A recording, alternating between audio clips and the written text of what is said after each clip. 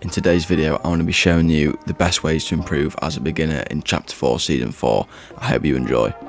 So starting off today's video, the first tip is aim training. Now, especially as a beginner and when you warm up to come on the game, aim training is very useful. I will also have a link to the map codes that I use when I warm up, when I come on Fortnite, in the description. So if you want to go and check them out, then yeah, they're in the description.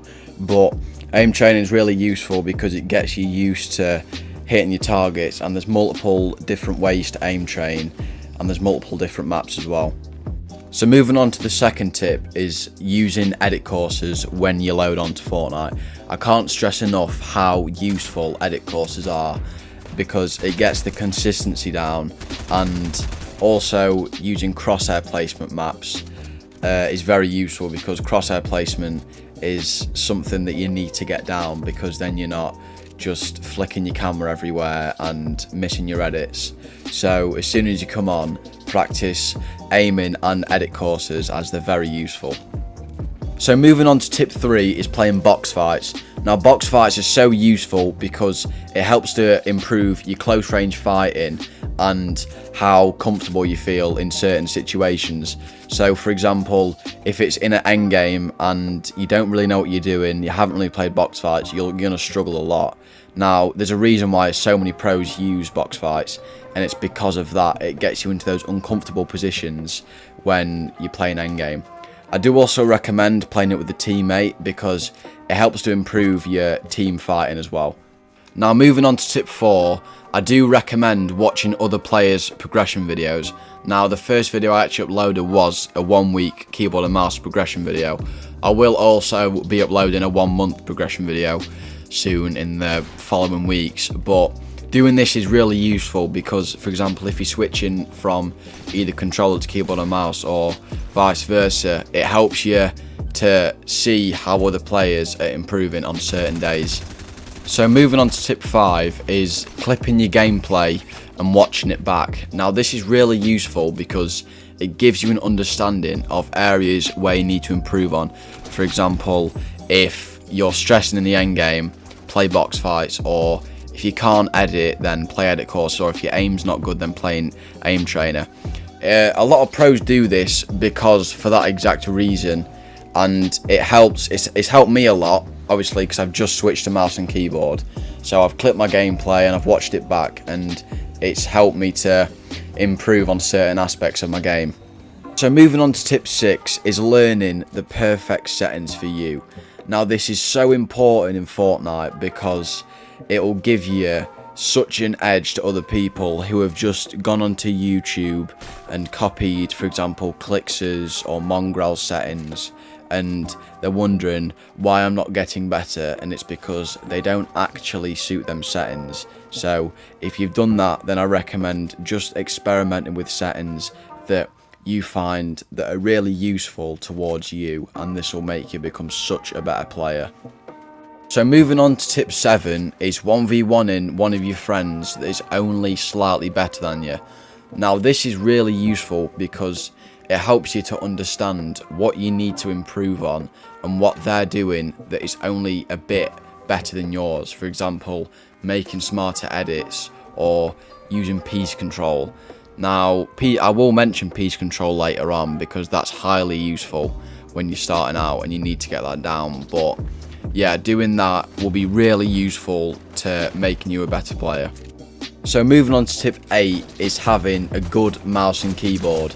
Now I will link some good mouse and keyboards that I think are good for beginners, which are good and have no input delay really, and are quite budget friendly.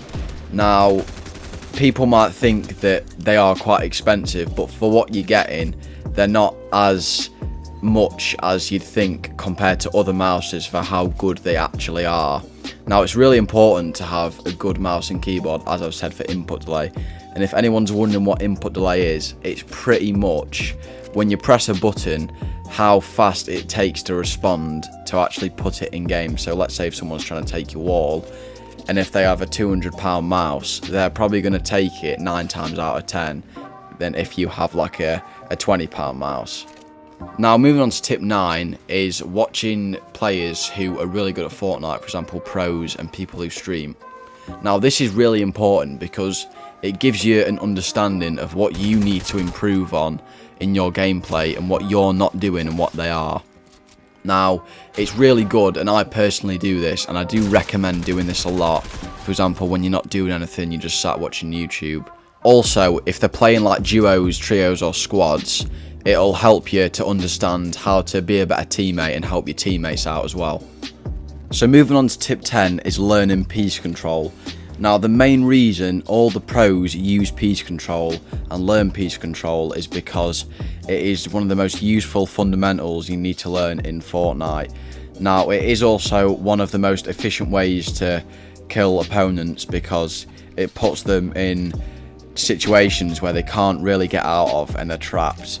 Now there are multiple ways to learn piece control. For example, you can just watch YouTube videos, find maps and creative.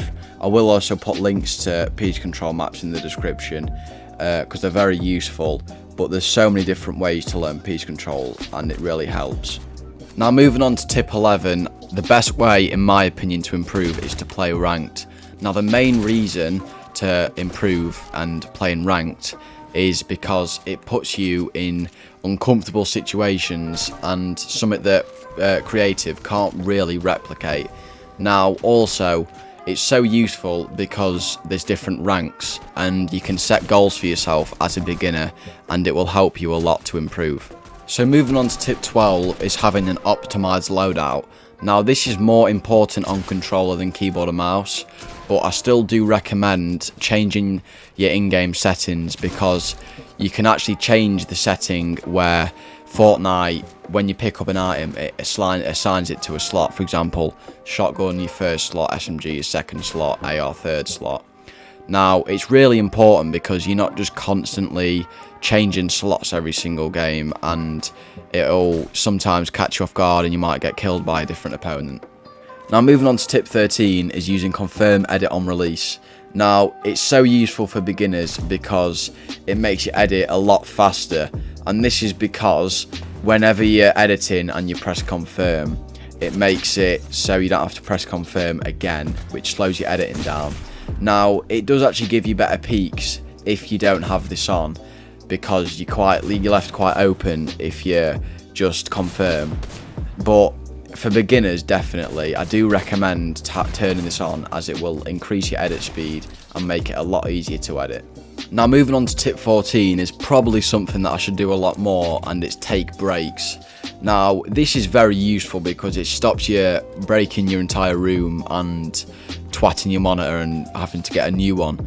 Now it also helps you not mess up as well, because when you're raging you're not going to be at your best and you're going to start losing your rank, for example, and losing a lot of games, and it's just not going to end well. So if you're losing games and you don't know why, it might just not be your day, and you might as well just take a break for a couple of hours and just watch YouTube or something like that.